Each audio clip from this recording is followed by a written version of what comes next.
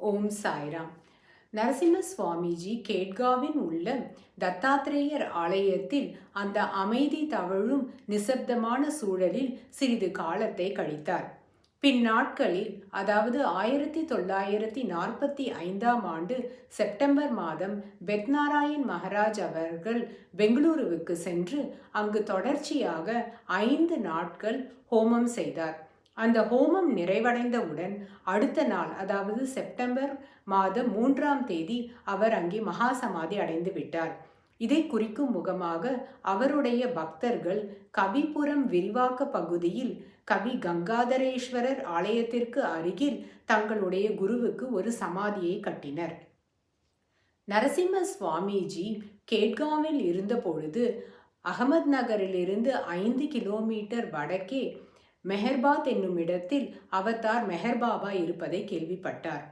Avatar மெஹர்பாபா அவர்கள் 1894ஆம் ஆண்டு பூனேவில் பிறந்தார்.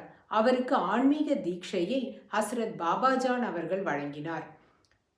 மெஹர்பாபா அவர்கள் உலகம் முழுவதும் சுற்றுப்பயணம் செய்த ஒரு மாபெரும் குருவாக அறியப்பட்டார். அவர் உலகளாவிய அன்பையே பரப்பினார். மெஹர்பாபாவை சந்திக்கும் பொருட்டு நரசிம்ம சுவாமிஜி அவர்கள் பெத்நாராயண் மகாராஜிடமிருந்து விடை பெற்று கொண்டு 1933ஆம் ஆண்டு இறுதியில் மெஹர்பாத்தை சென்றடைந்தார்.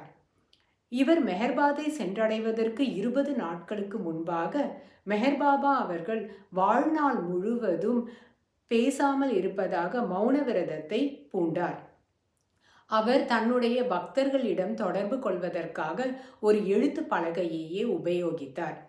நரசிம்ம சுவாமிஜி தன்னுடைய ஆன்மீக வழிகாட்டுதலுக்காக அவரை வேண்டி நின்ற பொழுது மெஹர்பாபா அவர்கள் தேவநாகரி மொழியில், நான் உன்னுடைய குரு இல்லை, உன்னுடைய குரு உனக்காக வடக்கே காத்து கொண்டிருக்கிறார் என்று பலகையில் எழுதி காண்பித்தார்.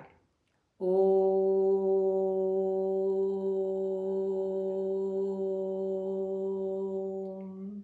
சாய்ராம்.